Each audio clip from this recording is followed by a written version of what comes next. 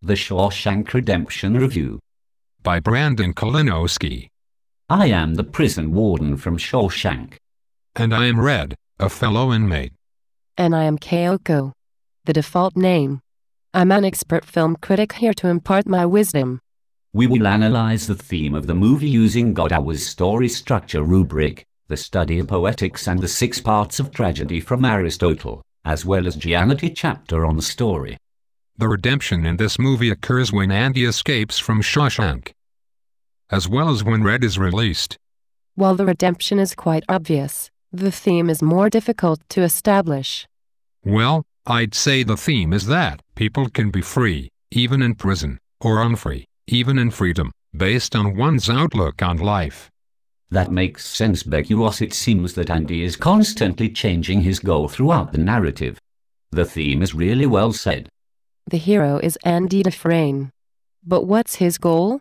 Andy's goal is to bring hope and happiness to the prisoners in the prison. He also wants to fit in and be respected by his fellow inmates. I am his adversary. I'm Warden Norton and I chose to die like Brooks in the end of the film. Why kill yourself? One can be unfree, even in freedom, based on one's outlook on life. I couldn't be humiliated into being locked up in a prison I had been running for years. Andy's flaw is actually his innocence. He says, I had to go to prison to become a criminal. The apparent defeat is when Andy discovers his innocence.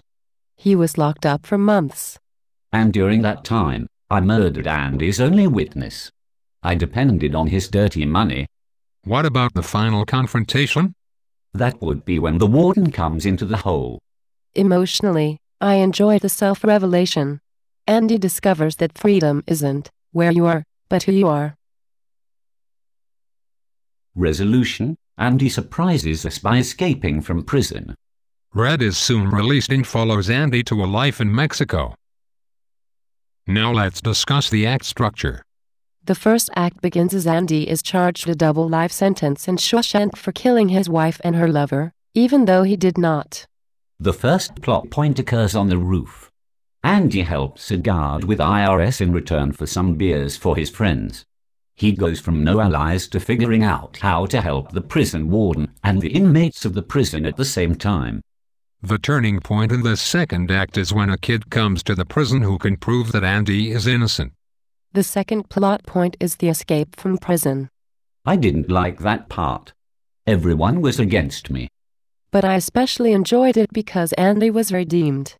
It was also a surprise to me, because I didn't know Andy had become so shrewd.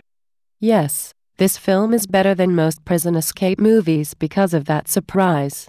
At the end of the film, the real question is whether Red will be like Brooks, or if he will be like Andy. Thus the more powerful redemption is with Red. The goal as well as analyzing the rest of Godow's story structure helps to establish the theme and see the power in the redemption. Indeed. The way the plot is structured as well as Red's superb voiceover helps us to sense the redemption. I don't believe there would be any redemption if Andy had been a point-of-view character. Red's perspective heightens the surprise. Why, thank you.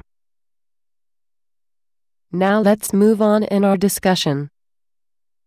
We already talked a little bit about narratology. The story is narrated by Red in a voiceover, even though Andy is the hero. This is important because if Andy had been the narrator, there would have been no suspense or surprise in the story. This is a realistic narrative, but the reality is neatly structured. It includes elements of both realism and formalism. One of the most striking uses of formalism in the film takes place when the sisters attack Andy for the first time. The characters are shot in silhouette. This effectively makes the attackers inhuman. Now we shall move on to discuss Aristotle's 6 parts and how it applies to this film. Plot. The plot follows logically and is unified, leaving no loose ends. The second part is character. The characters in this film are very believable. The costumes fit the location, and some characters such as Brooks become institutionalized and do not know how to behave in the outside world, which is so different. Thought. The storyline definitely moves and engages the audience. Because the film is narrated by Red, we can see who Andy is through a prisoner's eyes. Also, this helps with the surprise escape and the final redemption of Red. Diction. The diction in the film is realistic. For example, Red says that hope is a dangerous thing. It is Andy who talks about hope and brings hope to his inmates within the walls of Shawshank. Melody. The soundtrack for this film is superb. The music by Thomas Newman emphasizes the hope that Andy has even when he is forced to live in a terrible prison.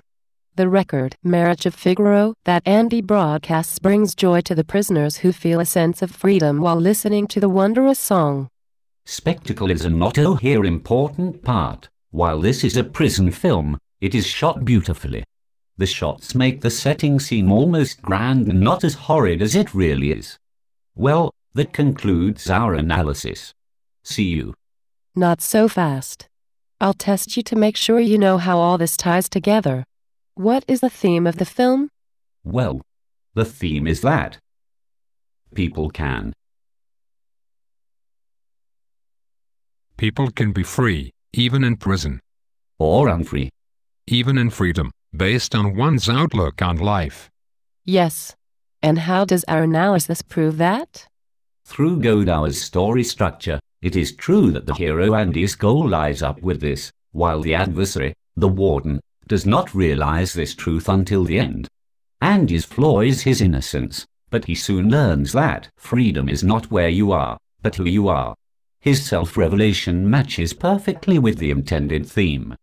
And the act structure moves the story along at an appropriate pace. Aristotle's 6 important parts of tragedy are also relevant. The spectacle and the music really do help draw the audience in to discover the theme and the redemption. And Genetti's narratology is also important in this film. Red narrates the story, and allows us the privilege of the surprise and the redemption found in that. In Kyoko's words, the redemption wouldn't be so gratifying without my narration. We don't realize the genre until nearly the end of the movie. It is not a prison escape movie until the end. If it had been, the redemption or theme would be less significant. Very valid point. So that concludes our analysis of the Shawshank Redemption. I hope you found it entertaining. If you haven't seen this film, I would highly recommend you watch it.